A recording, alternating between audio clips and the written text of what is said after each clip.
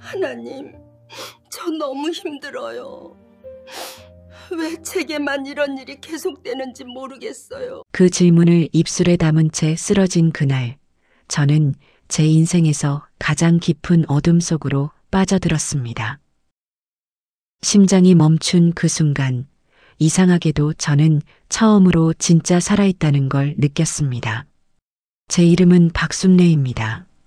올해 66살이고 서울에서 평범한 가정주부로 살아왔습니다. 남편과 자녀 둘을 키우며 30년 넘게 교회를 다녔고 늘 성실하게 믿음을 지키려 애썼습니다. 하지만 왜인지 제 삶에는 고난이 끊이질 않았습니다. 한 가지 문제가 해결되면 또 다른 시련이 찾아왔고 숨 돌릴 틈도 없이 무너지고 일어서기를 반복했습니다. 다른 사람들은 기도하면 응답받는다는데 왜 나만 이럴까? 그 질문이 가슴속에서 점점 커져갈 때 저는 더 이상 버틸 힘이 없었습니다. 무릎 꿇고 기도하려 해도 말이 나오지 않았고 찬송가를 펼쳐도 눈물만 흘렀습니다. 신앙이 깊어질수록 고난도 함께 깊어지는 것 같았습니다. 그렇게 지쳐가던 어느 날 저는 갑자기 쓰러졌습니다. 응급실로 실려갔고 의사들은 제 심장이 멈췄다고 했습니다. 하지만 그 짧은 시간 동안 저는 평생 깨닫지 못했던 진실을 보게 되었습니다. 고난의 의미를, 하나님의 손길을, 그리고 제가 왜 이 길을 걸어야 했는지를 말입니다.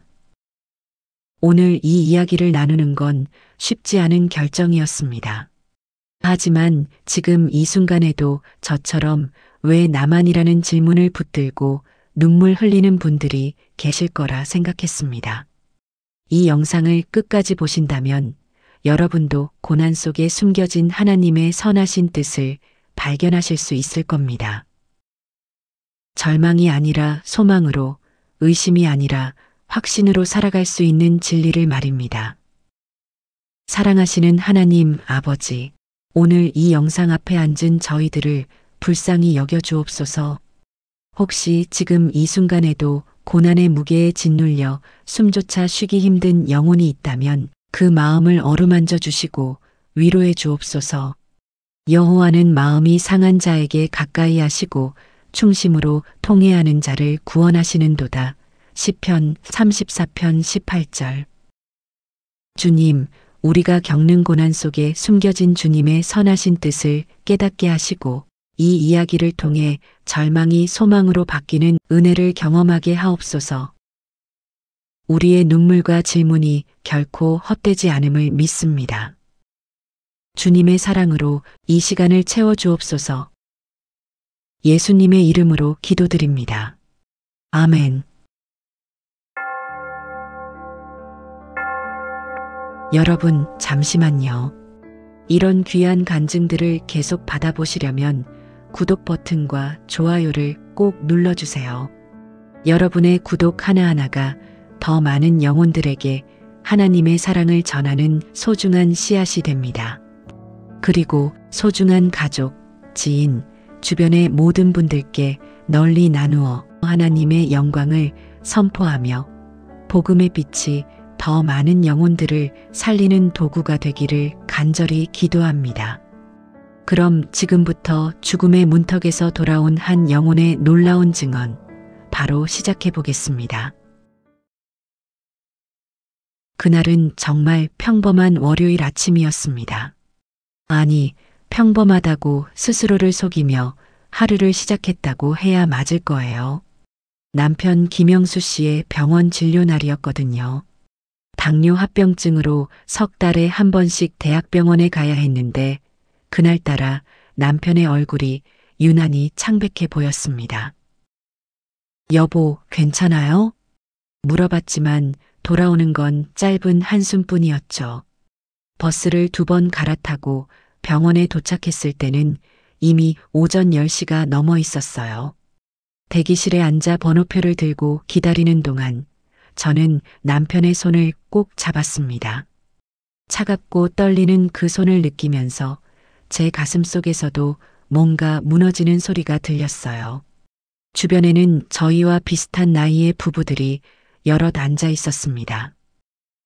어떤 분은 휠체어에 앉아 계셨고 어떤 분은 산소호흡기를 달고 계셨죠. 우리도 저렇게 되는 건 아닐까 하는 두려움이 엄습했습니다. 진료실 문이 열리고 의사 선생님이 검사 결과를 설명하기 시작했습니다. 혈당 수치가 더 올랐다는 말, 합병증이 진행되고 있다는 말, 약을 추가해야 한다는 말. 그 모든 말들이 귓가를 스쳐 지나갔지만 제 머릿속에는 오직 한 가지 생각만 맴돌았습니다. 이 약값을 어떻게 감당하지? 처방전을 받아든 손이 파르르 떨렸어요. 한 달에 15만 원이 더 들어간다는 계산이 빠르게 머리를 스쳤습니다. 약국에서 약을 받을 때도 카운터 직원이 금액을 말하는 순간 저는 잠깐 멈칫했습니다. 지갑에서 카드를 꺼내면서 이번 달은 어떻게 살지 하는 걱정이 밀려왔어요. 집으로 돌아오는 길 핸드폰이 울렸습니다. 딸아이 은지 담임 선생님이었어요. 가슴이 철렁 내려앉았죠. 선생님은 조심스럽게 말씀하셨습니다. 은지가 학교에서 친구들과 문제가 생겼고 며칠째 보건실에만 있다고요. 상담이 필요하다는 말씀까지 덧붙이셨습니다. 전화를 끊고 나니 다리에 힘이 풀렸어요. 대학 등록금도 빠듯한데 아이 마음까지 이렇게 무너지고 있다니. 버스 손잡이를 붙잡고 서 있는데 눈앞이 아찔했습니다. 내가 엄마로서 뭘 잘못한 걸까 하는 자책감이 밀려왔어요. 오후에는 장을 보러 마트에 갔습니다. 카트를 밀면서 가격표를 하나하나 확인했어요. 계란 한 판, 두부 한 모, 시금치 한 단. 그렇게 최소한의 것들만 담았는데도 계산대 앞에 서니 손이 떨렸습니다. 카드를 내밀 때마다 이번엔 승인이 될까 하는 두려움이 엄습했거든요. 다행히 결제는 됐지만 지갑을 닫으면서 한숨이 절로 나왔습니다. 옆 계산대에서는 젊은 부부가 카트 가득 장을 보고 있었어요. 그 모습이 부럽기도 하고 또 한편으로는 서글펐습니다. 저녁때가 되어 교회 수요예배 시간이었습니다. 가기 싫었어요. 솔직히 말하면 하나님 앞에 서는 게 두려웠습니다. 하지만 30년 넘게 빠지지 않았던 예배였기에 억지로라도 몸을 일으켰죠. 예배당에 들어서자 여러 성도님들이 반갑게 인사를 건넸습니다. 저는 웃으며 대답했어요. 은혜롭습니다. 감사합니다. 하지만 그건 가면이었습니다. 진짜 제 마음은 산산조각 나 있었거든요. 찬양 시간에 주님의 마음 내게 주소서라는 찬송을 불렀습니다. 목소리를 내려고 했지만 목이 메었어요. 옆 사람들이 눈치챌까봐 고개를 숙였죠. 눈물이 뺨을 타고 흘러내렸지만 아무도 몰랐을 겁니다. 예배가 끝나고 집으로 돌아오는 길, 제 입에서는 잘 다녀왔어요. 은혜로웠어요. 라는 말이 나왔지만 가슴속은 텅 비어 있었습니다. 밤이 되어온 가족이 잠들고 나서야 저는 조용히 거실로 나왔습니다. 탁자 위에 놓인 성경책을 펼쳤어요. 시편을 읽으려고 했지만 글자가 눈에 들어오지 않았습니다. 평소 같으면 밑줄 쳐가며 읽던 말씀들이 그날따라 낯설게 느껴졌어요. 그냥 책장만 넘기다가 결국 덮어버렸죠. 무릎을 꿇고 기도하려 했지만 입술이 떨어지지 않았어요. 주님이라는 한마디만 겨우 나오고 그 다음부터는 눈물만 흘렀습니다. 창밖을 바라보며 혼잣말처럼 중얼거렸습니다. 이번 주만 버티자. 그냥 이번 주만. 하지만 속으로는 알고 있었어요. 다음 주도 그 다음 주도 똑같을 거라는 걸. 이 고난이 언제 끝날지, 아니 정말 끝나기는 할지조차 알 수 없었습니다. 거실 시계 초침 소리만 째각째각 울려 퍼졌습니다. 그렇게 첫날 밤이 깊어갔습니다. 둘째 날 새벽 눈을 뜨자마자 가슴이 답답했습니다. 어젯밤 잠을 설쳤는지 몸이 천근만근이었어요. 시계를 보니 새벽 5시 30분. 평소 같으면 기도하러 일어나는 시간이었죠.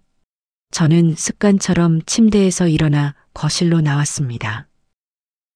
무릎을 꿇고 방석 위에 앉았어요.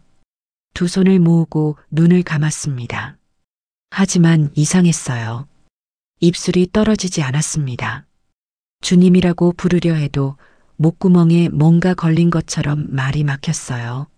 머릿속은 온통 어제 일들로 가득했습니다.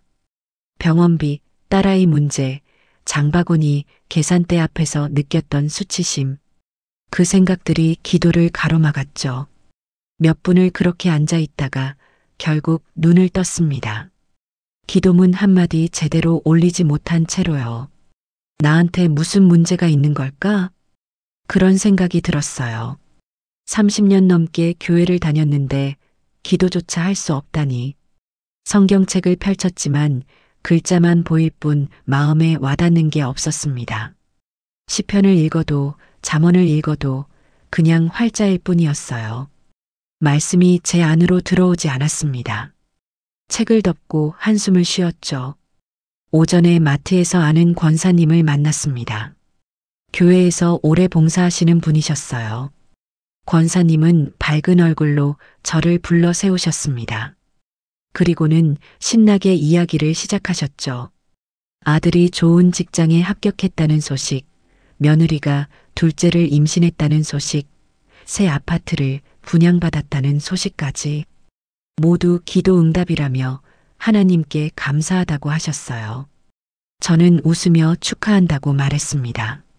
하지만 속으로는 무언가가 꿈틀거렸어요. 부러움이었을까요? 아니면 서운함이었을까요? 나도 기도하는데 왜 내 기도는 응답이 없을까? 하는 생각이 스멀스멀 올라왔습니다. 권사님과 헤어지고 나서 장바구니를 든 손에 힘이 빠졌어요. 발걸음이 무거웠습니다. 집에 돌아와 점심을 차리는데 남편이 거실에서 텔레비전을 보고 있었습니다. 건강 프로그램이었어요. 당뇨 관리에 좋은 음식을 소개하고 있었죠. 저는 부엌에서 라면을 끓이고 있었습니다. 냉장고에 남은 게 별로 없었거든요. 남편이 갑자기 큰 소리로 말했어요. 여보, 저 음식 좀 해줘요. 텔레비전에서 당뇨에 좋다잖아. 순간 제 안에서 뭔가 터져버렸습니다. 참고 있던 감정이 폭발한 거죠. 냄비 뚜껑을 탁 내려놓으며 소리쳤습니다. 돈이 어디 있어요? 그런 걸 살 돈이 어디 있냐고요. 남편은 깜짝 놀라 저를 쳐다봤어요. 제 목소리가 그렇게 크게 나올 줄 몰랐던 겁니다. 저도 놀랐어요. 평생 남편한테 소리를 지른 적이 없었거든요. 남편은 아무 말도 하지 않고 방으로 들어가 버렸습니다. 저는 부엌에 혼자 서서 눈물을 흘렸어요. 내가 왜 이러지 싶었지만 가슴속 분노는 가라앉지 않았습니다. 오후에 혼자 방에 앉아 있는데 핸드폰에 카카오톡 알림이 떴습니다.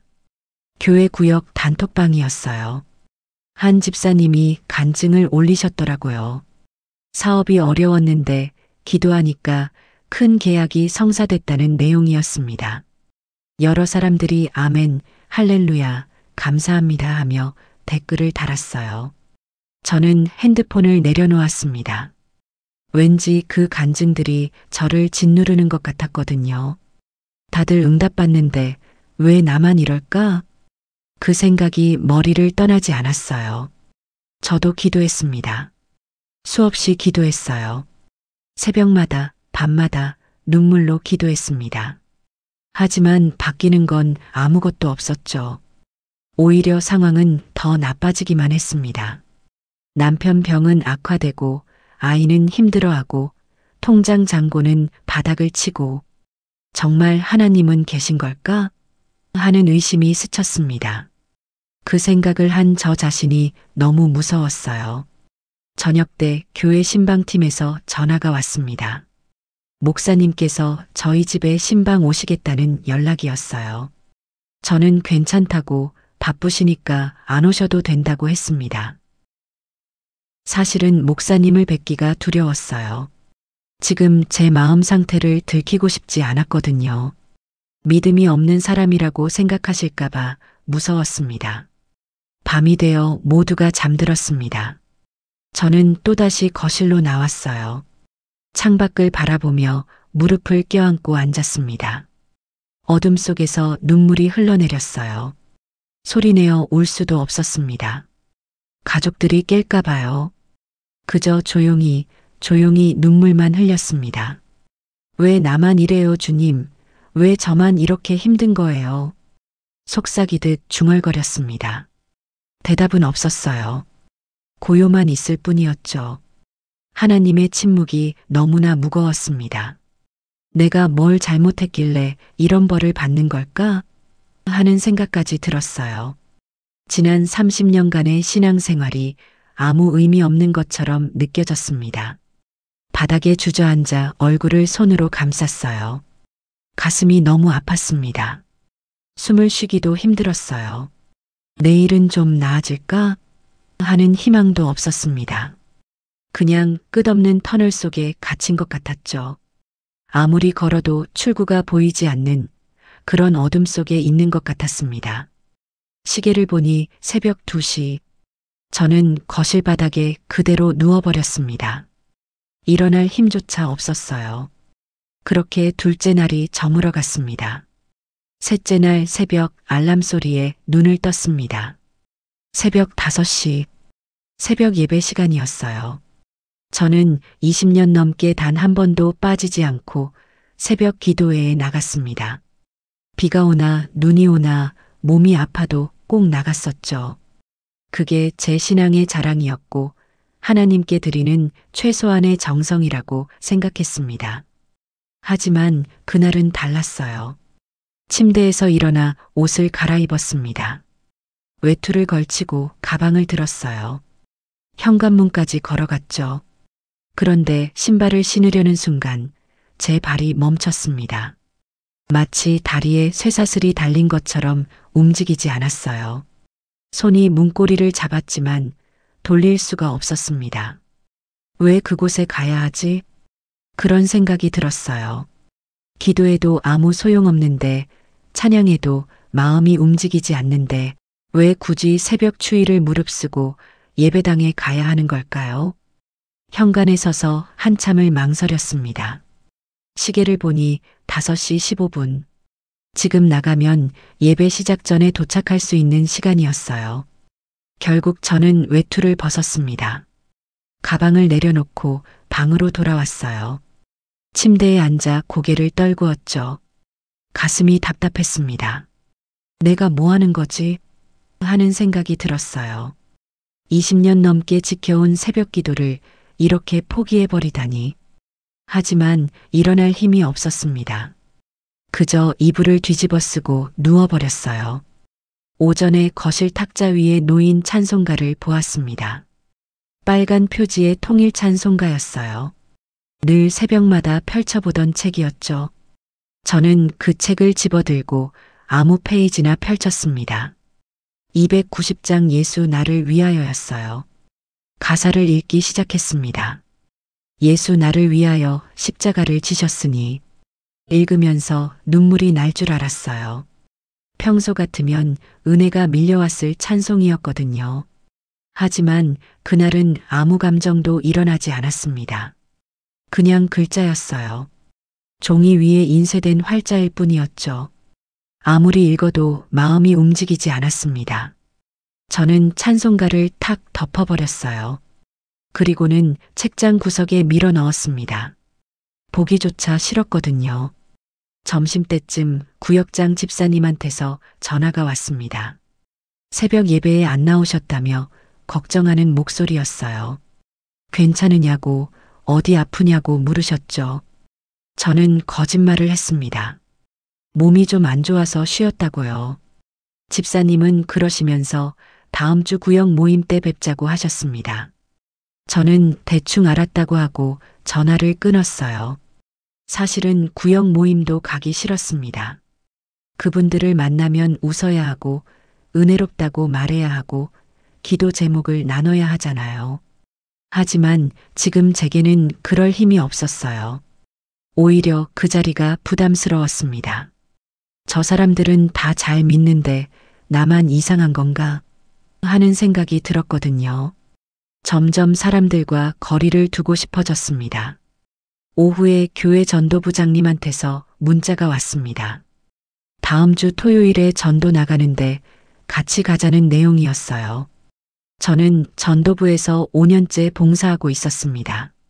매달 한 번씩 거리로 나가 전도지를 나눠주고 복음을 전했었죠. 그게 제 사명이라고 생각했었어요. 하지만 그날 저는 답장을 쓰다가 손가락이 멈췄습니다. 화면을 보면서 한참을 고민했어요. 그리고는 조심스럽게 문자를 보냈습니다. 부장님, 죄송하지만 당분간 전도부 봉사를 쉬어야 할 것 같습니다. 개인적으로 힘든 일이 있어서요. 전송 버튼을 누르는 순간 가슴이 철렁했습니다. 제가 뭘 한 거지? 5년 동안 한 번도 빠지지 않았던 봉사를 이렇게 내려놓다니.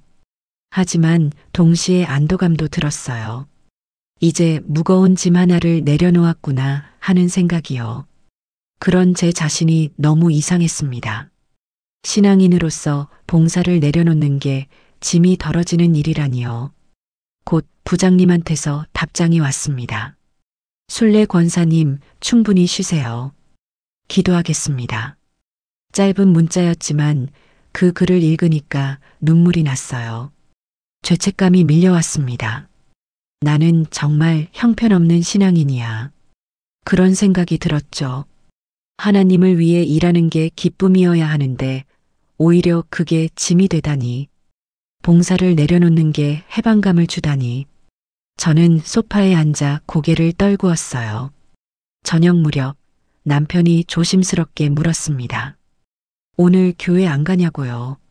수요 예배 시간이었거든요. 저는 짧게 대답했습니다. 오늘은 쉬겠다고요. 남편은 아무 말 없이 고개를 끄덕였어요. 평소 같으면 절대 빠지지 않았을 예배였는데 그날은 나갈 마음이 전혀 들지 않았습니다. 예배 시간이 되자 핸드폰이 조용해졌습니다. 다들 예배당에 계실 시간이었으니까요. 저만 혼자 집에 남겨진 것 같았어요. 거실 창문으로 바깥을 내다봤습니다. 사람들이 교회로 걸어가는 모습이 보였어요. 찬송가 책을 들고 성경을 들고 3, 4, 5 모여서 가는 모습. 예전에 저도 저랬었는데 말이에요. 지금은 마치 다른 세상 사람들을 보는 것 같았습니다. 밤이 깊어졌습니다. 온 집안이 고요했어요. 저는 침대에 누워 천장을 바라봤습니다. 눈물이 볼을 타고 흘러내렸어요. 30년 동안 쌓아온 신앙이 무너지는 소리가 들렸습니다. 새벽기도, 수요예배, 전도 봉사. 그 모든 것들이 제 삶의 버팀목이었는데 이제는 그마저도 무너져 내린 거예요. 주님, 이제는 정말 모르겠습니다. 낮은 목소리로 속삭였습니다. 울음이 터져 나왔어요. 소리를 죽여서 울었습니다. 베개에 얼굴을 묻고 몸을 떨며 울었어요. 더 이상 어떻게 해야 할지 알 수 없었습니다. 기도해야 하는데 기도가 안 되고 믿어야 하는데 믿음이 안 생기고 나가야 하는데 발걸음이 떨어지지 않았어요. 이게 끝인가? 그런 생각마저 들었습니다. 제 신앙생활이 이렇게 무너져 내리는 게 끝인가 싶었어요. 공허했습니다. 텅 빈 가슴이 너무 아팠어요. 그렇게 셋째 날 밤이 저물어 갔습니다. 넷째 날 아침 눈을 뜨니 몸이 납처럼 무거웠습니다. 머리가 지끈거렸고 가슴이 답답했어요. 하지만 일어나야 했습니다. 남편 아침 식사를 차려야 했고 빨래도 돌려야 했고 설거지도 해야 했으니까요. 저는 억지로 몸을 일으켜 부엌으로 갔습니다. 찬장에서 그릇을 꺼내는데 갑자기 눈앞이 핑 돌았어요. 손에 들고 있던 그릇이 떨렸죠. 급하게 싱크대에 그릇을 내려놓고 손으로 이마를 짚었습니다. 식은땀이 흘러내렸어요. 피곤해서 그런가 보다 싶었습니다. 잠깐 쉬면 괜찮아지겠지 싶었어요. 하지만 시간이 지날수록 상태는 더 나빠졌습니다. 밥을 짓다가 숨이 차기 시작했어요. 숨을 들이마시는데 공기가 제대로 들어오지 않는 것 같았습니다. 가슴이 조여오는 느낌이었죠. 손으로 가슴을 쓸어내렸지만 답답함은 가시지 않았어요. 거실로 나와 소파에 앉으려는 순간이었습니다. 갑자기 다리에 힘이 풀렸어요. 무릎이 꺾이면서 몸이 앞으로 기울었습니다. 손을 뻗어 탁자를 잡으려 했지만 미처 잡지 못했어요. 그대로 바닥으로 쓰러졌습니다. 쿵 하는 소리와 함께 몸이 마루에 닿았죠. 천장이 보였습니다. 흐릿하게 흔들리는 천장이요. 형광등 빛이 너무 밝았어요. 눈을 감고 싶었지만 감기지 않았습니다. 귀에서는 이상한 소리가 들렸어요. 웅웅하는 울림 같은 소리. 제 심장 소리였을까요? 숨을 쉬려고 입을 벌렸지만 공기가 들어오지 않았습니다. 이게 뭐지, 왜 이러는 거지? 머릿속이 혼란스러웠어요. 몸을 움직이려 했지만 팔다리가 말을 듣지 않았습니다. 마치 돌덩이가 된 것처럼 무거웠죠.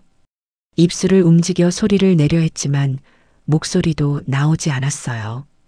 그저 천장만 바라볼 수밖에 없었습니다. 얼마나 지났을까요? 문이 열리는 소리가 들렸습니다. 남편의 목소리였어요. 여보, 여보, 정신 차려요. 다급한 외침이었죠. 하지만 저는 대답할 수가 없었습니다. 눈동자만 겨우 움직일 수 있었어요. 남편의 얼굴이 보였습니다. 창백하게 질린 얼굴, 떨리는 손으로 제 뺨을 두드리는 모습, 핸드폰을 꺼내 급하게 번호를 누르는 것도 보였어요. 여기 사람이 쓰러졌습니다. 빨리 와주세요. 119에 전화하는 남편의 목소리가 들렸습니다. 떨리는 목소리였어요. 주소를 말하고 증상을 설명하고 의식이 없다고 말하는 소리. 그 모든 게 마치 멀리서 들리는 것 같았습니다. 마치 물속에 잠긴 것처럼 모든 소리가 흐릿했어요. 시간이 얼마나 흘렀는지 알 수 없었습니다. 사이렌 소리가 들렸어요. 구급차였죠. 현관문이 열리고 여러 사람의 발소리가 들렸습니다. 구급대원들이었어요. 누군가 제 손목을 잡고 맥박을 짚었습니다. 차가운 손이었죠. 혈압 떨어지고 있습니다. 빨리 옮겨야 합니다. 급박한 목소리들이 오갔습니다. 제 몸이 들려 올려지는 느낌이었어요. 들것 위에 눕혀졌죠. 천장이 움직이기 시작했습니다. 복도를, 현관을, 계단을 지나갔어요. 하늘이 보였습니다. 잠깐이었지만 푸른 하늘이 보였어요. 아, 오늘 날씨가 좋구나 하는 생각이 들었습니다. 구급차 아니었습니다. 차가운 금속 느낌, 소독약 냄새, 깜빡이는 기계 소리. 누군가 제 팔에 주사를 놓았어요. 산소 마스크가 얼굴을 덮었죠. 차가운 플라스틱이 코와 입을 막았습니다. 구급대원이 계속 말을 걸었어요. 정신 차리세요. 조금만 참으세요. 곧 병원 도착합니다. 하지만 저는 대답할 수 없었어요. 옆에서 남편이 우는 소리가 들렸습니다. 훌쩍이는 소리. 평생 남편이 우는 걸 본 적이 거의 없었는데 그날은 울고 계셨어요.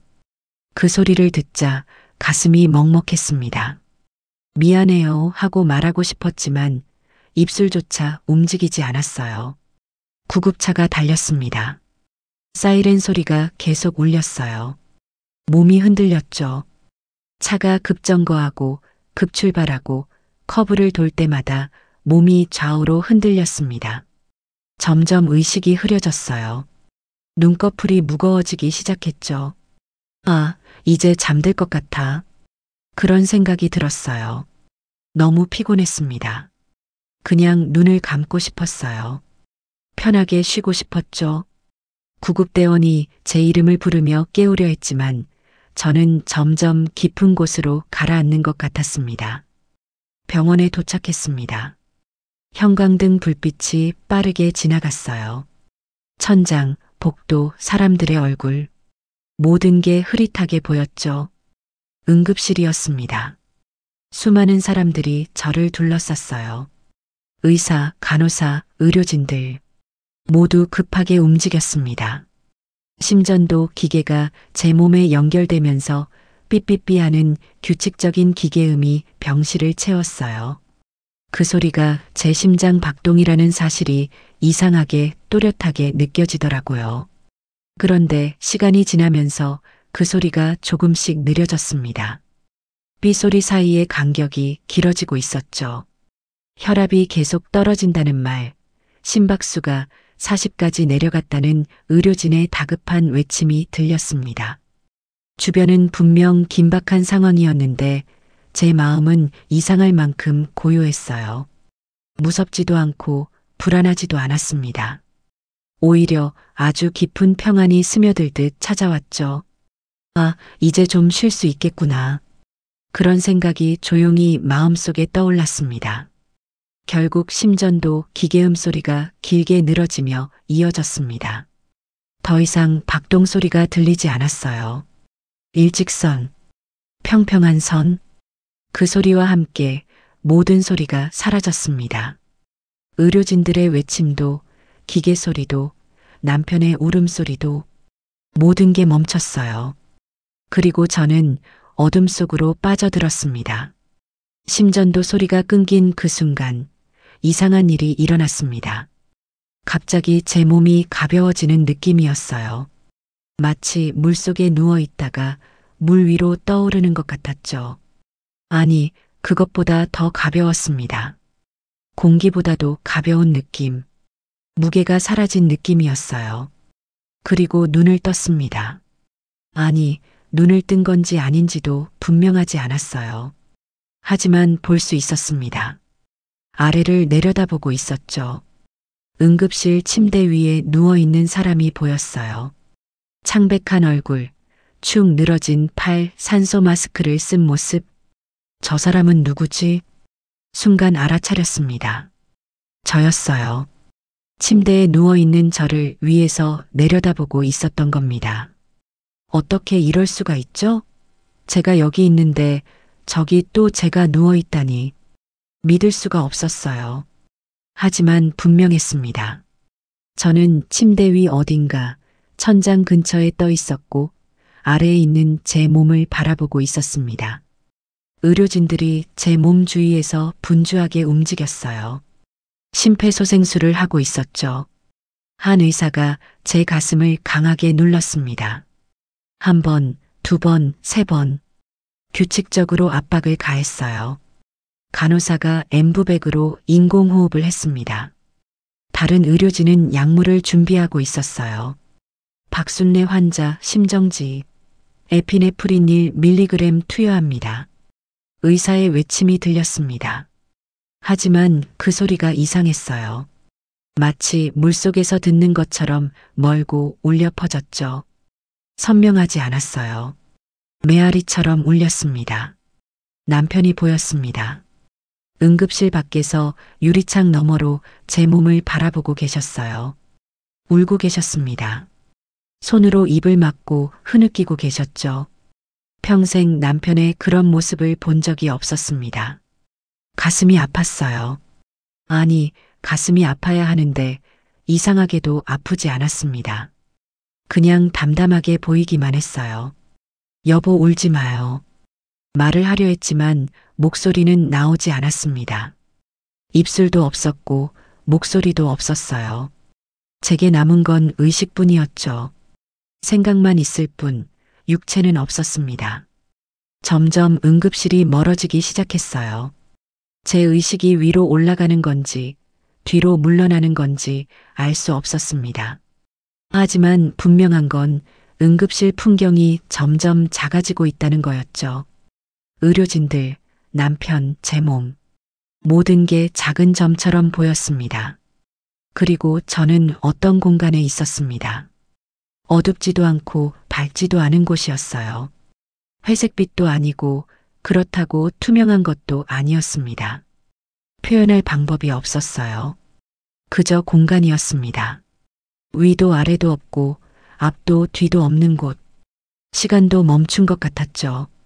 고요했습니다. 완벽한 침묵이었어요. 아무 소리도 들리지 않았습니다. 바람 소리도 숨소리도 심장 소리도 없었죠. 처음에는 평화로웠어요. 하지만 곧 그 고요가 무섭게 느껴졌습니다. 너무나 완벽한 고독이었거든요. 나는 지금 어디에 있는 거지? 그런 생각이 들었어요. 살아있는 건가, 죽은 건가? 이곳은 어딘가? 이대로 영원히 여기 있게 되는 건가? 두려움이 밀려왔습니다. 하지만 울 수도 없었어요. 눈물도 없었고 목소리도 없었으니까요. 그때였습니다. 갑자기 제 앞에 무언가가 펼쳐지기 시작했어요. 영화 스크린처럼 장면들이 나타났습니다. 제 인생이었어요. 어릴 적 모습이 보였습니다.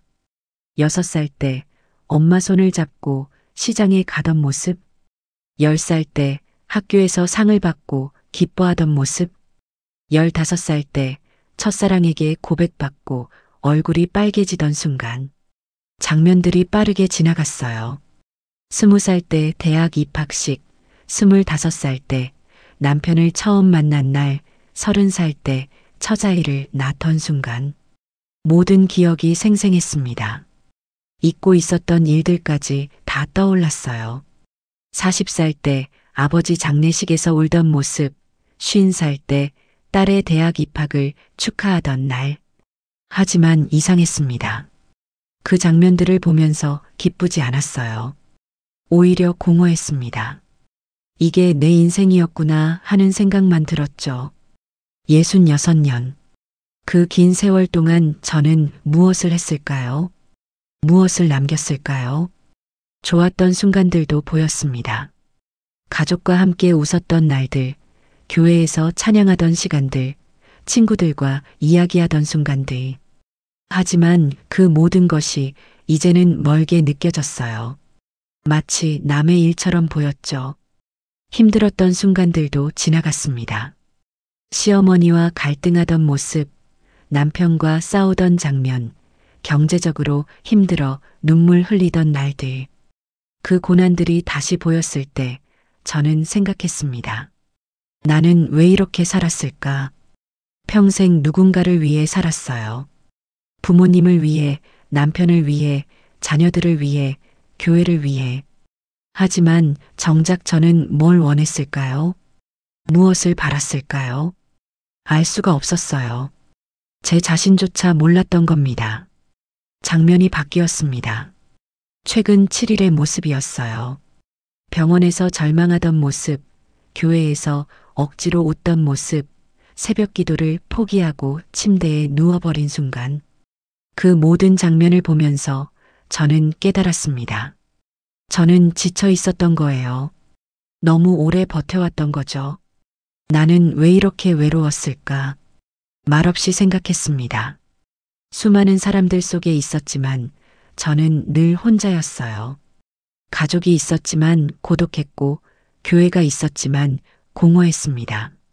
아무도 제 진짜 마음을 몰랐어요. 저조차도 제 마음을 외면하고 살았죠. 눈물이 나고 싶었습니다. 하지만 눈물도 없었어요.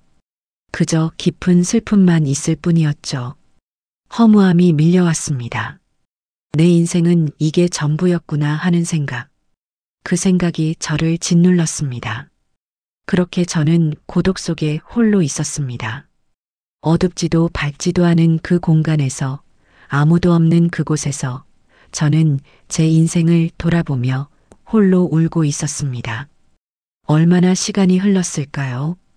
그 고독한 공간에서 저는 계속 제 인생을 돌아보고 있었습니다. 허무함과 슬픔이 저를 짓눌렀어요. 이대로 영원히 여기 남겨지는 건 아닐까 하는 두려움도 있었죠. 그런데 갑자기 멀리서 무언가가 보이기 시작했습니다. 빛이었습니다. 아주 작은 점처럼 멀리서 반짝이는 빛.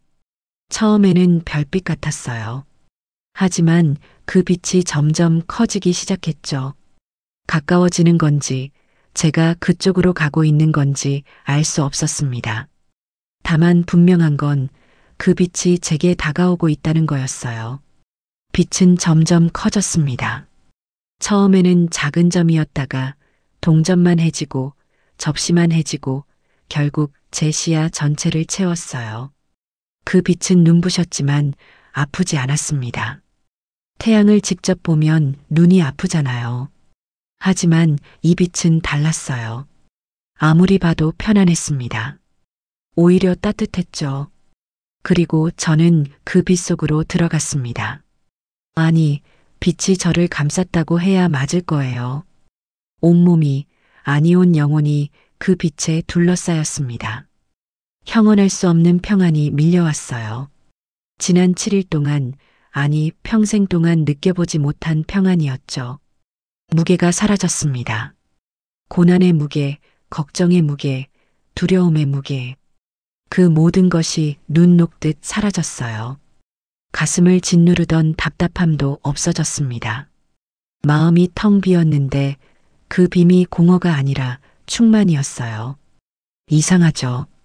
비었는데 가득 차 있다니. 하지만 그랬습니다. 여기가 어디지? 묻고 싶었지만 물을 필요가 없었습니다. 알 수 있었거든요. 이곳은 사랑이었어요. 장소가 아니라 사랑 자체. 빛이 곧 사랑이었고 평안이 곧 사랑이었습니다. 제가 평생 찾아 헤맸던 그 사랑. 교회에서 배웠던, 성경에서 읽었던, 하지만 진짜로 느껴본 적 없던 그 사랑이 여기 있었어요. 그때였습니다. 제 앞에 다시 장면들이 펼쳐지기 시작했어요. 하지만 이번에는 달랐습니다. 전에는 제 인생 전체가 지나갔다면 이번에는 고난의 순간들만 보였어요. 구체적으로 하나하나씩 재생됐죠. 첫 번째 장면. 20년 전 처자일을 유산했을 때였습니다. 병원 침대에서 울고 있던 제 모습이 보였어요. 그때 얼마나 절망했는지 기억났습니다. 하나님께 원망했었죠. 왜 제 아이를 데려가셨습니까? 하고요. 하지만 이제 그 장면을 다른 각도에서 보게 됐습니다. 울고 있는 저 옆에 빛이 함께 있었어요. 제가 보지 못했던 빛. 그 빛이 저를 안고 있었습니다. 그리고 알게 됐어요. 그 고난이 저를 버린 게 아니라 더 깊은 사랑을 준비하는 과정이었다는 걸요. 2년 후 둘째 아이가 건강하게 태어났던 것도 그 아이를 더욱 소중히 여기게 된 것도 모두 그 고난이 있었기 때문이었습니다. 두 번째 장면. 15년 전 남편 사업이 망했을 때였어요. 빚에 쪼들려 살던 시절이었죠. 밤마다 통장을 보며 한숨 쉬던 제 모습이 보였습니다. 그때도 하나님께 물었어요. 왜 저희를 이렇게 힘들게 하십니까? 하지만 지금 보니 알 수 있었어요. 그 고난이 저희 부부를 더 단단하게 만들었다는 걸요. 풍족할 때는 몰랐던 서로의 소중함을 배웠습니다. 기도하는 법을 배웠고 겸손해지는 법을 배웠어요. 그 힘든 시간이 없었다면 저희는 교만했을 겁니다. 세 번째 장면. 5년 전 아버지가 돌아가셨을 때였습니다. 임종을 지키며 손을 잡고 있던 제 모습. 그때의 슬픔이 다시 밀려왔어요. 하지만 동시에 보였습니다. 그 고난을 통해 제가 죽음을 직면하게 됐다는 것, 영혼을 생각하게 됐다는 것, 인생의 덧없음을 깨달았다는 것. 그 깨달음이 저를 더 진지한 신앙인으로 만들었어요. 그리고 최근 7일의 고난도 보였습니다. 병원에서 절망하던 모습, 장을 보며 두려워하던 모습, 새벽 기도를 포기하고 쓰러져 있던 모습. 그 모든 순간에도 빛이 함께 있었어요. 제가 보지 못했을 뿐 빛은 늘 곁에 있었습니다. 그때 음성이 들렸습니다. 귀로 듣는 소리가 아니었어요. 마음으로 듣는 음성이었죠. 말이라기보다는 생각에 가까웠지만 분명히 제 생각은 아니었습니다. 다른 누군가의 음성이 제 마음속에 스며들었어요.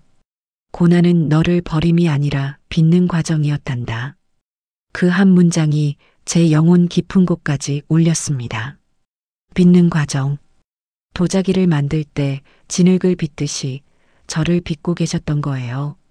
거친 부분을 다듬고 약한 부분을 강하게 하고 교만한 부분을 겸손하게 만드는 과정. 그게 고난이었던 겁니다. 인내를 온전히 이루라 이는 너희로 온전하고 구비하여 조금도 부족함이 없게 하려 함이라. 야고보서 1장 4절 말씀이 떠올랐습니다. 평생 외웠던 말씀이었지만 이제야 진짜 의미를 알게 됐어요. 고난은 저를 온전케 하는 과정이었습니다. 부족함을 채우는 시간이었죠. 내가 왜 이렇게 힘든지 몰라 괴로워했지. 하지만 나는 한순간도 너를 버린 적이 없단다. 또 다른 음성이 들렸어요. 따뜻하고 부드러운 목소리였죠. 그 음성을 듣는 순간 저는 알았습니다. 하나님이셨어요. 제가 평생 찾아 헤맸던 그리고 평생 함께 계셨지만 제가 보지 못했던 그분. 지금 제 앞에, 아니 제 안에 계셨습니다. 눈물이 흘렀습니다. 육체가 없는데도 눈물이 났어요. 영혼의 눈물이었을까요? 슬픔의 눈물이 아니었습니다. 해방의 눈물, 치유의 눈물, 깨달음의 눈물이었어요. 평생 쌓였던 오해가 풀렸습니다. 하나님은 저를 벌 주시는 분이 아니었어요. 저를 사랑하시는 분이셨죠. 그 빛 속에서 저는 정결해지는 느낌을 받았습니다. 마음속 깊은 곳에 쌓여있던 원망, 분노, 서운함, 의심. 그 모든 것들이 씻겨나가는 것 같았어요. 더러운 때가 벗겨지듯이 영혼이 깨끗해졌습니다. 평안이 밀려왔어요. 진짜 평안. 상황이 좋아서 오는 평안이 아니라 모든 것을 초월한 평안. 고난이 끝나지 않아도 괜찮았어요. 앞으로도 힘든 일이 있겠지만 이제는 두렵지 않았습니다. 하나님이 함께 계신다는 걸 알았으니까요. 그렇게 저는 빛 속에서 치유받았습니다. 빛 속에서 깨달음을 얻은 후 또 다른 장면들이 펼쳐지기 시작했습니다. 이번에는 고난의 순간이 아니었어요. 위기의 순간들이었죠. 제가 절망했던 그 순간들에 하나님이 어떻게 개입하셨는지를 보여주셨습니다. 첫 번째 장면. 10년 전 남편이 교통사고를 당했을 때였어요. 큰 사고였습니다. 차가 완전히 박살났었죠. 하지만 남편은 가벼운 타박상만 입고 살아났습니다. 그때 저는 운이 좋았다고 생각했어요. 하지만 지금 그 장면을 다시 보니 알 수 있었습니다.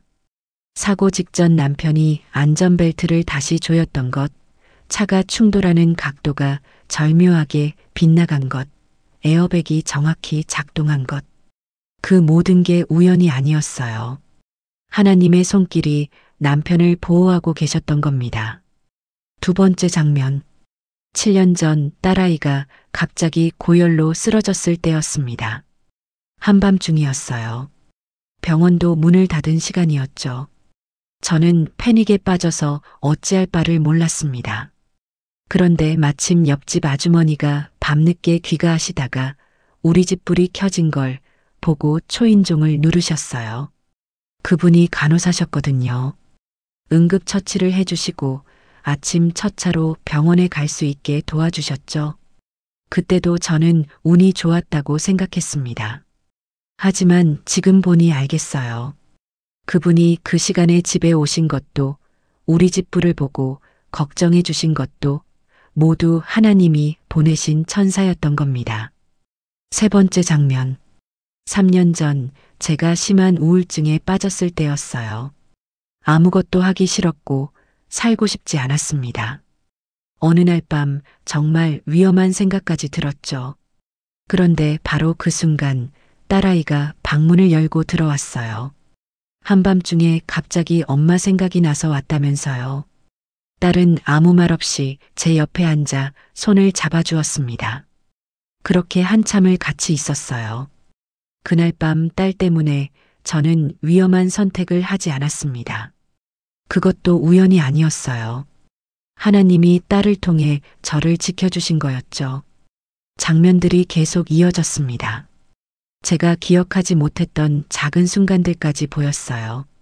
미끄러질 뻔했는데 넘어지지 않았던 순간, 차가 달려오는데 마침 발걸음을 멈췄던 순간, 잘못된 약을 먹으려다가 뭔가 이상해서 다시 확인했던 순간, 모든 순간에 하나님의 손길이 있었습니다.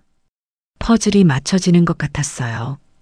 흩어져 있던 조각들이 하나씩 제자리를 찾아갔죠. 제가 혼자 살아온 게 아니었어요. 하나님이 한순간도 저를 떠나지 않으셨던 겁니다. 제가 보지 못했을 뿐이었죠. 그때 또 음성이 들렸습니다. 마음속 깊은 곳에서 울려 퍼지는 음성이었어요. 환난은 인내를, 인내는 연단을, 연단은 소망을 이루느니라. 로마서 5장 3절에서 4절 말씀이었습니다.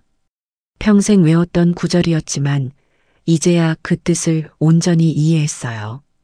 고난이 있어야 인내를 배웁니다. 인내하면서 연단되죠. 그 연단을 통해 진짜 소망이 생기는 겁니다. 거짓 소망이 아니라 흔들리지 않는 소망이요. 내가 흘린 눈물 한 방울도 헛되지 않았단다. 그 음성이 제 마음을 어루만졌습니다. 헛되지 않았다는 말. 그 한마디가 얼마나 큰 위로가 되는지 몰라요. 저는 평생 헛되게 산 것 같았거든요. 아무 의미 없이 고통만 받은 것 같았죠. 하지만 헛되지 않았다고요. 제 눈물이, 제 기도가, 제 고통이 모두 의미가 있었다는 겁니다. 그러자 또 다른 생각이 떠올랐습니다. 용서해야 한다는 생각이었어요. 제게 상처를 준 사람들이 있었습니다. 시어머니, 옛날 친구, 교회 집사님. 그분들 때문에 마음에 응어리가 생겼었죠. 용서하지 못하고 살아왔습니다. 하지만 지금 이 빛 속에서 깨달았어요. 그분들도 저처럼 연약한 사람들이었다는 걸요. 일부러 저를 힘들게 하려던 게 아니었어요. 그분들도 자기 고난 속에서 힘들어하던 사람들이었죠. 저를 상처 준 게 아니라 자기 상처가 저에게 튀긴 거였습니다. 용서해야겠다. 마음이 풀렸어요. 오래 묶여있던 매듭이 스르르 풀리는 느낌이었죠. 미워했던 마음이 사라졌습니다. 대신 연민이 생겼어요. 그분들도 하나님의 사랑이 필요한 사람들이구나 하는 생각이 들었습니다. 시어머니가 떠올랐습니다. 늘 저를 구박하시던 분이었어요. 하지만 생각해보니 그분도 힘든 삶을 사셨던 거예요. 전쟁을 겪으시고 가난 속에서 자녀들을 키우시고 남편을 일찍 여의셨죠. 그 고통이 저에게 쏟아진 거였습니다. 이제는 그분이 불쌍하게 느껴졌어요. 친구도 용서가 됐습니다. 저를 배신했다고 생각했던 친구. 하지만 그 친구도 자기 사정이 있었을 거예요. 제가 그 친구의 입장에서 생각해 본 적이 없었구나 싶었습니다. 이제는 이해가 됐어요. 교회 집사님도 용서가 됐습니다. 제 헌금이 적다고 핀잔 주셨던 분. 하지만 그분도 교회를 사랑하는 마음에서 그러셨던 거겠죠. 방법이 좀 서툴렀을 뿐이에요. 이제는 그분에게 화가 나지 않았습니다. 용서하니까 마음이 가벼워졌습니다. 무거운 짐을 내려놓은 것 같았어요. 평생 그 짐을 지고 살았는데 이제야 놓았습니다. 자유로웠어요. 진짜 자유. 고난에서 해방된 게 아니라 원망에서 해방됐습니다. 눈물이 또 흘렀어요. 이번에는 해방의 눈물이었습니다. 기쁨의 눈물이었죠. 평생 안고 살던 상처들이 치유되는 느낌이었어요. 영혼이 깨끗해졌습니다. 마음이 가벼워졌어요. 그 빛 속에서 저는 완전히 회복됐습니다. 몸이 아니라 영혼이 회복된 거예요. 그게 더 중요한 치유였습니다. 빛 속에서 얼마나 있었을까요? 시간의 개념이 없었기에 알 수가 없었습니다. 하지만 갑자기 그 빛이 저에게서 멀어지기 시작했어요. 아니, 제가 빛에서 멀어지는 건지도 모르겠습니다. 다만 분명한 건 그 따뜻한 평안이 점점 희미해지고 있다는 거였죠. 아니야, 가지 마세요. 마음속으로 외쳤습니다. 더 있고 싶었어요. 이 평안 속에 영원히 머물고 싶었습니다. 하지만 제 의지와 상관없이 저는 어딘가로 끌려가고 있었어요. 빛은 점점 작아졌고 다시 어둠이 저를 감쌌습니다. 그리고 느꼈습니다. 무게를, 육체의 무게였어요. 영혼만 있을 때는 가볍고 자유로웠는데 이제 다시 무거운 몸으로 돌아가는 느낌이었죠. 숨이 막혔습니다. 공기가 필요했어요. 가슴이 답답했습니다. 계속해서 심전도 소리가 들렸습니다. 멈춰있던 그 소리. 일직선이었던 파형이 다시 움직이기 시작했어요. 저는 몰랐지만 응급실에서는 기적이 일어나고 있었습니다. 맥박 돌아옵니다. 의사의 외침이 서서히 들려오기 시작했어요. 처음에는 멀리서 울리는 메아리처럼 희미했는데 점점 가까워지고 또렷해지더라고요. 마치 멈춰있던 귀가 다시 작동하기 시작한 듯 주변의 온갖 소리가 하나둘 살아났습니다. 사람들의 발걸음 소리, 기계가 떨리는 미세한 진동, 급하게 움직이는 기세까지 모든 게 다시 들려오기 시작했죠. 의료진의 표정도 조금씩 바뀌었습니다. 처음엔 긴장으로 잔뜩 굳어 있었는데 혈압이 서서히 오르고 심박수가 회복되면서 숨결에 안도의 기운이 스며들었어요. 제 몸도 다시 따뜻해지고 있었고요. 멈춰있던 심장이 다시 뛰기 시작하면서 피가 온몸을 도는 느낌이 아주 또렷하게 찾아왔습니다. 죽음의 문턱에서 뒤돌아서는 순간이 이런 거구나 하는 생각이 들 정도였죠. 눈꺼풀이 무거웠습니다. 천근만근이었어요. 뜨고 싶었지만 쉽지 않았습니다. 온 힘을 다해 눈을 떴어요. 처음에는 흐릿했습니다. 형광등 불빛이 번져 보였죠. 눈을 몇 번 깜빡이자 조금씩 초점이 맞춰지기 시작했습니다. 천장이 보였어요. 하얀 천장, 응급실의 천장이었습니다. 그리고 사람들의 얼굴이 보였죠. 마스크를 쓴 의사, 간호사들. 그분들이 저를 내려다보고 있었어요. 한 간호사가 제 눈이 떠진 걸 보고는 환하게 웃었습니다. 깨어났어요. 의식 돌아왔습니다. 그 외침에 주변이 더 분주해졌어요. 여러 손들이 저를 만졌습니다. 맥박을 재고 동공을 확인하고 혈압을 측정했죠. 저는 그저 천장을 바라보며 숨을 쉬었습니다. 공기가 폐로 들어왔어요. 차가운 공기. 하지만 그 차가움이 반가웠습니다. 여보, 정신 차렸어요? 남편의 목소리였습니다. 울먹이는 목소리였어요. 고개를 돌리자 남편이 보였습니다. 눈이 퉁퉁 부어 있었고 얼굴이 창백했어요. 제 손을 꼭 잡고 계셨죠.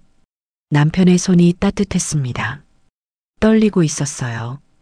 입술을 움직여 말하려 했지만 목소리가 나오지 않았습니다. 목이 너무 말랐거든요. 간호사가 얼음 조각을 하나 제 입에 넣어 주었어요. 차가운 얼음이 녹으면서 목을 적셔 주었죠. 다시 입술을 움직였습니다. 괜찮아요. 겨우 나온 목소리였습니다. 가늘고 약한 목소리. 하지만 제 목소리였어요. 남편이 눈물을 흘렸습니다. 어깨를 떨며 우셨어요. 평생 남편의 그런 모습을 본 적이 없었습니다. 얼마나 무서웠을까요? 얼마나 절망했을까요? 제 손이 조금씩 움직이기 시작했어요. 손가락을 하나씩 움직여 봤습니다. 움직였어요. 발가락도 움직여 봤죠. 역시 움직였습니다. 살아 있었어요. 다시 살아난 거였습니다. 의사가 제게 여러 질문을 했습니다. 이름이 뭔지, 몇 살인지, 오늘이 무슨 요일인지. 저는 하나씩 대답했어요. 목소리는 약했지만 정신은 또렷했습니다. 의사는 안도의 표정을 지으며 고개를 끄덕였어요. 기적입니다. 심정지 상태가 7분이나 지속됐는데 뇌 손상도 없고 정신도 또렷하시네요. 의사의 말이었습니다. 7분. 그 짧은 시간 동안 저는 다른 세계에 있었던 거예요. 빛을 보았고 하나님을 만났고 인생을 돌아봤죠. 7분이 영원처럼 느껴졌습니다. 몸은 힘들었습니다. 온몸이 쑤시고 아팠어요. 가슴은 심폐소생술 때문에 멍든 것 같았고 팔은 주사 맞은 곳이 따끔거렸죠. 숨 쉬는 것조차 힘들었습니다. 하지만 이상했어요. 몸은 힘든데 마음은 평안했어요. 영혼이 편안했습니다. 빗속에서 느꼈던 그 평안이 아직도 제 안에 남아 있었어요. 고난이 끝난 건 아니었습니다. 여전히 남편은 아프고 경제적으로 힘들고 앞으로도 어려움이 있을 거예요. 하지만 두렵지 않았습니다. 하나님이 함께 계신다는 걸 알았으니까요. 제 고난에 의미가 있다는 걸 깨달았으니까요. 더 이상 혼자가 아니라는 걸 확신했으니까요. 그 확신이 저를 평안하게 만들었습니다. 간호사들이 저를 병실로 옮겼어요. 침대가 복도를 지나갈 때 천장에 줄지어 있던 형광등이 하나씩 흘러가듯 뒤로 물러나더라고요. 엘리베이터에 올라 몇 층을 지나고 나니 조용한 병실에 도착했습니다. 창가 쪽으로 따뜻한 햇살이 깊게 스며들고 있었죠. 그 햇살을 보는 순간 마음속에서 한 가지 생각이 또렷하게 떠올랐습니다. 아, 살아있구나. 정말 다시 돌아왔다는 사실이 실감났습니다. 두 번째 기회를 받았다는 생각이 밀려오니까 감사하다는 마음이 터져나왔어요. 그 순간 또 눈물이 흐르더라고요. 그런데 이번엔 슬픔이 아니라 살아있다는 기쁨 때문에 흘리는 눈물이었습니다. 남편이 침대 옆에 앉아 제 손을 잡아주었습니다. 따뜻한 손이었어요. 살아있는 사람의 온기. 그게 얼마나 소중한지 이제야 알았습니다. 저는 고개를 천장으로 향했어요. 그리고 속으로 기도했습니다. 주님 살려주셔서 감사합니다. 첫 기도였습니다. 다시 살아나서 드린 첫 기도. 그 기도가 제 입술에서 흘러나왔어요. 진심이었습니다. 온 마음을 다한 감사였죠. 하나님은 저를 버리지 않으셨습니다. 고난 속에서도 절망 속에서도 심지어 죽음 속에서도 함께 계셨어요. 그렇게 7일째 새벽이 밝았습니다. 병실 침대에 누워 천장을 바라보는데 모든 게 달라 보였습니다. 똑같은 천장인데 예전과 다르게 보였어요. 형광등도 환기구도 스프링클러도 그 모든 것이 새롭게 느껴졌죠. 살아있다는 것, 숨 쉴 수 있다는 것, 그게 얼마나 큰 선물인지 이제야 알았습니다. 오후가 되자 몸 상태가 조금 나아졌어요. 의사 선생님이 회진을 돌며 상태를 확인하셨습니다. 기적이라고, 정말 기적이라고 몇 번이나 말씀하셨어요. 의학적으로 설명하기 어렵다고 하셨죠. 저는 웃으며 대답했습니다. 하나님의 은혜라고요. 의사 선생님도 고개를 끄덕이셨습니다. 창밖을 바라봤습니다. 해가 중천에 떠 있었어요. 구름이 천천히 흘러갔죠. 참새 한 마리가 창턱에 앉았다가 날아갔습니다. 그 작은 새를 보면서 눈물이 났어요. 하나님은 참새 한 마리도 돌보시는데 저를 어찌 잊으시겠어요. 마태복음 10장 말씀이 떠올랐습니다. 지난 7일을 돌아봤습니다. 아니, 지난 평생을 돌아봤어요. 그 모든 고난이 다르게 보이기 시작했습니다. 예전에는 벌이라고 생각했던 일들이 이제는 훈련이었다는 걸 알았어요. 저를 버린 게 아니라 빚으신 거였죠. 남편 병원비 때문에 힘들었던 기억. 이제는 그게 다르게 보였습니다. 그 고난을 통해 저희 부부가 더 가까워졌다는 것. 서로에게 더 의지하게 됐다는 것. 돈보다 사랑이 중요하다는 걸 배웠다는 것. 그게 보였어요. 딸아이 문제로 마음 졸였던 일들. 그것도 다르게 보였습니다. 그 과정에서 제가 더 깊이 기도하게 됐다는 것. 자녀를 온전히 하나님께 맡기는 법을 배웠다는 것. 부모로서 겸손해졌다는 것. 모두 은혜였어요. 경제적 어려움도 마찬가지였습니다. 가난이 저를 교만하지 않게 만들었어요. 모든 것이 하나님의 손에 달렸다는 걸 깨닫게 했죠. 풍족했다면 하나님을 잊어버렸을지도 몰라요. 가난이 오히려 저를 하나님께 가까이 가게 만든 도구였습니다. 고난이 은혜였구나. 그 깨달음이 가슴 깊이 새겨졌습니다. 빗속에서 들었던 음성이 다시 떠올랐어요. 고난은 버림이 아니라 빚는 과정이라는 말. 이제 그게 뼈에 사무쳤습니다.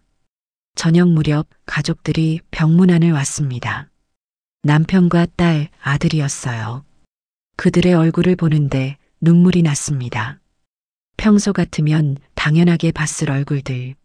하지만 이제는 달랐어요.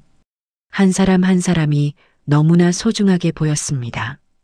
남편을 바라봤어요. 주름진 얼굴, 희끗희끗한 머리카락, 굽은 어깨. 40년을 함께 살면서 당연하게 여겼던 모습들. 하지만 이제 그 모습이 아름답게 보였습니다. 저와 함께 고난을 견뎌온 동반자. 평생 제 곁을 지켜준 사람. 얼마나 감사한 선물인가요? 제가 남편 손을 잡았습니다. 남편이 놀란 표정을 지었어요. 제가 먼저 손을 잡는 일이 거의 없었거든요. 하지만 이제는 표현하고 싶었습니다. 사랑한다고, 고맙다고, 미안하다고. 말로는 하지 못했지만 손을 꼭 잡으며 마음을 전했어요. 딸아이가 제 다른 손을 잡았습니다. 따뜻한 손이었어요. 학교에서 힘들어한다던 딸. 얼마나 걱정했는지 몰라요. 하지만 이제는 걱정보다 믿음이 생겼습니다. 하나님이 이 아이도 지켜주실 거라는 믿음. 제가 할 일은 사랑하고 기도하는 것뿐이에요. 아들도 침대 곁에 섰습니다. 키가 큰 아이였어요. 언제 이렇게 컸나 싶었죠. 아들이 조심스럽게 물었어요. 괜찮으시냐고요. 저는 미소 지으며 고개를 끄덕였습니다. 괜찮다고, 오히려 마음이 너무 편안하다고 말했어요. 가족들이 돌아간 후 저는 혼자 기도 시간을 가졌습니다. 병실 창가에서 무릎을 꿇었어요. 아직 몸이 완전히 회복되지 않아 무릎 꿇기가 힘들었지만 그래도 꿇고 싶었습니다. 하나님께 감사를 드리고 싶었거든요. 주님, 감사합니다. 그 한 문장으로 기도를 시작했습니다. 그리고는 눈물이 흘러나왔어요. 감사의 눈물이었죠. 살려주셔서 감사하고, 깨닫게 해주셔서 감사하고, 고난의 의미를 알게 해주셔서 감사했습니다. 그리고 용서하지 못했던 사람들을 위해 기도했습니다. 시어머니를 위해 기도했어요. 그분이 평안하시길, 건강하시길, 하나님의 사랑을 느끼시길 기도했습니다. 진심이었어요. 더 이상 원망이 없었습니다. 옛날 친구를 위해서도 기도했습니다. 그 친구도 행복하길, 고난 속에 있다면 위로받길 기도했어요. 배신감은 사라졌습니다. 대신 그리움이 생겼죠. 교회 집사님을 위해서도 기도했습니다. 그분의 사역이 풍성하길, 가정에 평화가 있길 기도했어요. 서운함은 녹아내렸습니다. 대신 존경심이 생겼어요. 기도하면서 제 마음이 더욱 가벼워지는 걸 느꼈습니다. 용서가 저를 자유롭게 만들었어요. 묶여있던 사슬이 풀린 것 같았죠. 이제야 진짜 자유를 얻은 겁니다. 기도를 마치고 침대에 누웠습니다. 저녁 식사 시간이었어요. 간호사가 환자식을 가져다 주었습니다. 죽이었죠. 보기에도 맛없어 보이는 밍밍한 죽. 하지만 그 죽을 보면서 감사했습니다. 먹을 수 있다는 것, 맛을 느낄 수 있다는 것, 삼킬 수 있다는 것. 모두 선물이었어요. 숟가락을 들고 한 입 떠먹었습니다. 밍밍했어요. 하지만 그 밍밍함이 좋았습니다. 살아있으니까 느낄 수 있는 맛이었죠. 눈물이 또 났어요. 죽을 먹으면서 울었습니다.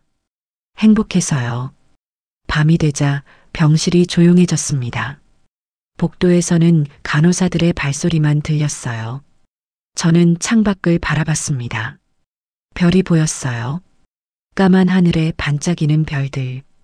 얼마나 아름다운지요. 하나님은 저 별들도 다 아시는구나. 그런 생각이 들었습니다. 수없이 많은 별 하나하나를 다 아시는 하나님. 그분이 저도 아신다는 게 신기했어요. 아니, 신기한 게 아니라 감사했습니다. 침대에 누워 눈을 감았습니다. 고단한 하루였지만 평안했어요. 더 이상 신앙이 짐이 아니었습니다. 의무도 아니었죠. 은혜였습니다. 받을 자격 없는 제게 주신 선물이었어요. 이제 알겠습니다, 주님. 마음속으로 속삭였습니다. 고난도 은혜요, 회복도 은혜요. 이 숨쉬는 것조차 은혜라는 것. 모든 것이 은혜였습니다. 그렇게 7일째 오후가 저물어 갔습니다. 7일째 밤 병실에 혼자 앉아 있었습니다. 가족들은 집으로 돌아갔고 병실은 고요했어요. 하지만 제 마음은 고요하지 않았습니다. 무언가가 꿈틀거리고 있었어요. 하고 싶은 일, 해야 할 일이 있다는 느낌이었죠. 핸드폰을 켜서 교회 단톡방을 열어봤습니다. 여러 성도님들의 기도 제목이 올라와 있었어요. 암 진단을 받은 집사님, 실직한 청년, 자녀 문제로 고민하는 권사님, 우울증으로 힘들어하는 자매님. 그 기도 제목들을 하나하나 읽으면서 제 가슴이 뜨거워졌습니다. 이분들도 저처럼 힘드시겠구나. 그런 생각이 들었어요. 지금 이 순간에도 수많은 사람들이 고난 속에서 질문하고 계실 거예요. 하나님, 왜 저입니까? 이 고통은 언제 끝날까요? 정말 하나님은 계시는 걸까요? 바로 며칠 전 제가 했던 질문들이죠. 하지만 이제 저는 답을 알았습니다. 고난의 의미를 깨달았어요. 그 답을 나누고 싶었습니다. 혼자만 알고 있기에는 너무 소중한 깨달음이었거든요. 제가 받은 위로를 다른 사람들에게도 전해주고 싶었어요. 침대에서 내려와 무릎을 꿇었습니다. 아직 몸이 완전히 회복되지 않아 힘들었지만 기도하고 싶었어요. 이번에는 저를 위한 기도가 아니었습니다. 다른 사람들을 위한 기도였죠. 암으로 고통받는 집사님을 위해 기도했습니다. 그분에게도 하나님의 위로가 임하시길, 고통 중에도 평안을 누리시길, 치유하시든 데려가시든 주님의 뜻이 이루어지길 기도했어요. 진심이었습니다. 제 일처럼 절실하게 기도했죠. 실직한 청년을 위해서도 기도했습니다. 그 청년이 좌절하지 않고 소망을 품길, 이 시간이 새로운 출발의 준비 기간이 되길, 하나님의 인도하심을 경험하길 간구했어요. 자녀 문제로 힘든 권사님을 위해, 우울증으로 고통받는 자매님을 위해, 한 사람 한 사람을 위해 기도했습니다. 이름을 부르며 기도했어요. 눈물이 흘렀습니다. 제 고통도 컸지만 다른 사람의 고통도 똑같이 크다는 걸 알았어요. 고린도후서 1장 4절 말씀이 떠올랐습니다.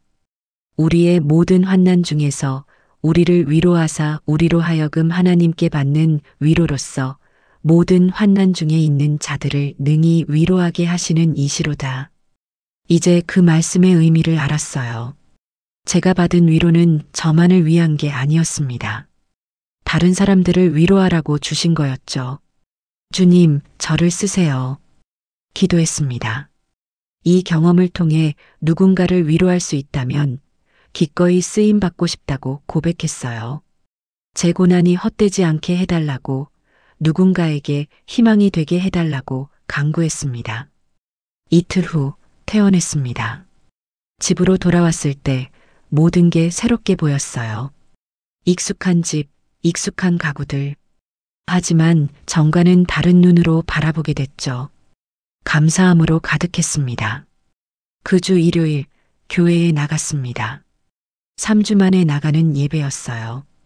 예배당 문을 열고 들어서는데 가슴이 벅찼습니다.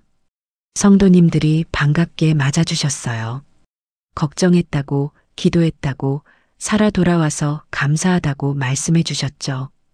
예배가 끝나고 목사님이 저를 부르셨습니다. 목사님 방으로 들어가니 목사님이 제 손을 잡아주셨어요. 따뜻한 손이었습니다. 목사님은 제가 겪은 일을 들으셨다며 혹시 간증할 의향이 있느냐고 물으셨어요. 순간 머뭇거렸습니다. 많은 사람 앞에서 제 이야기를 한다는 게 두려웠거든요. 창피할 것 같기도 했어요. 제 연약함을, 의심을, 좌절을 다 드러내야 하잖아요.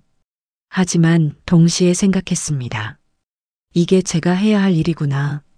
예, 목사님. 나누고 싶습니다. 그렇게 대답했어요. 떨리는 목소리였지만 확신에 찬 대답이었죠. 목사님은 환하게 웃으시며 다음 주 수요 예배 때 간증 시간을 주시겠다고 하셨습니다. 일주일 동안 기도하며 준비했습니다. 무슨 말을 할지, 어떻게 전할지 고민했어요.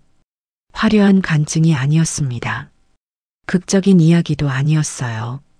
그저 한 연약한 신앙인이 고난 속에서 하나님을 만난 이야기였죠. 수요일 저녁이 왔습니다. 예배가 끝나고 간증 시간이 됐어요. 강단 앞으로 나가는데 다리가 떨렸습니다. 수십 명의 성도님들이 저를 바라보고 계셨어요. 심호흡을 하고 입을 열었습니다.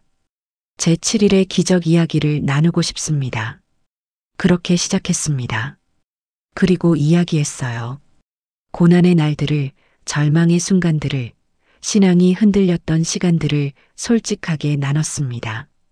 부끄러웠지만 숨기지 않았어요. 제 연약함을 다 드러냈죠. 임사체험 이야기도 나눴습니다. 빛을 본 것, 하나님의 음성을 들은 것, 고난의 의미를 깨달은 것, 조심스럽게 전했어요. 이게 신비로운 경험 자랑이 아니라 하나님의 사랑을 증거하는 이야기임을 분명히 했죠. 그리고 마지막으로 말했습니다. 고난은 벌이 아니라 빚는 과정입니다. 우리를 온전케 하시는 하나님의 손길이에요. 그 한 문장을 전할 때 성도님들의 눈에서 눈물이 흐르는 게 보였습니다. 암으로 투병 중이신 집사님이 우셨어요. 자녀 문제로 고민하던 권사님도 눈물을 닦고 계셨죠. 실직한 청년도 고개를 숙이고 있었습니다. 간증을 마치고 자리에 앉았습니다. 예배가 끝난 후 여러 성도님들이 제게 다가오셨어요. 손을 잡으며 감사하다고 하셨죠. 위로가 됐다고, 힘이 났다고, 다시 믿음을 붙잡게 됐다고 말씀하셨습니다. 그 순간 깨달았습니다. 이거구나. 이게 내 사명이구나. 제 고난은 단지 저를 위한 게 아니었어요. 다른 사람들을 위로하기 위한 준비 과정이었죠. 하나님은 저를 먼저 고난으로 훈련시키시고 위로를 경험하게 하신 후 이제 그 위로를 나누라고 보내시는 겁니다. 집으로 돌아오는 길 밤하늘을 올려다봤습니다. 별이 총총했어요. 그 별들을 보며 감사했습니다. 고난도 감사하고 회복도 감사하고 이 사명도 감사했어요. 이제 알았습니다. 제 7일의 여정은 끝이 아니라 시작이었다는 것. 고난이 끝났다는 게 아니라 고난의 의미를 알게 됐다는 것. 그리고 그 고난을 통해 다른 사람을 위로하는 사명을 받았다는 것. 고난은 하나님이 맡기신 사명이었습니다. 저만 받을 위로가 아니라 나눌 위로를 주신 거였어요. 그렇게 7일째 밤이 깊어갔고 저는 새로운 삶을 시작했습니다. 영상을 마치며 함께 기도하겠습니다. 사랑하시는 하나님 아버지, 제 고난 속에 숨겨진 주님의 선하신 뜻을 깨닫게 하시니 감사합니다. 눈물로 지나온 7일의 여정이 절망이 아니라 다시 일어서는 은혜의 길이었음을 고백합니다. 이제 제 고난을 통해 다른 영혼을 위로하는 도구가 되게 하시고 우리 가정과 교회와 이 나라 위에 주님의 평강을 부어 주옵소서. 여호와는 마음이 상한 자에게 가까이 하시고 충심으로 통회하는 자를 구원하시는도다. 시편 34편 18절. 예수님의 이름으로 기도드립니다. 아멘. 오늘도 귀한 시간을 보내주셔서 감사합니다. 여러분의 구독과 좋아요, 그리고 공유는 더 많은 이들에게 하나님의 사랑을 전하는 소중한 통로가 됩니다. 죽음의 문턱에서 돌아온 이들의 간증을 통해 우리는 영원한 생명의 소망과 하나님의 무한하신 사랑을 확인할 수 있습니다. 이 간증들이 여러분의 믿음에 확신을 더하고 아직 주님을 모르는 가족과 이웃들에게는 구원의 문이 열리는 계기가 되기를 간절히 소망합니다. 하나님께서 이 시대에 주시는 특별한 메시지들을 계속해서 전해드리겠습니다. 다음 간증으로 다시 찾아뵙겠습니다. 주님의 은혜가 여러분과 함께 하시길 기도드립니다. 감사합니다.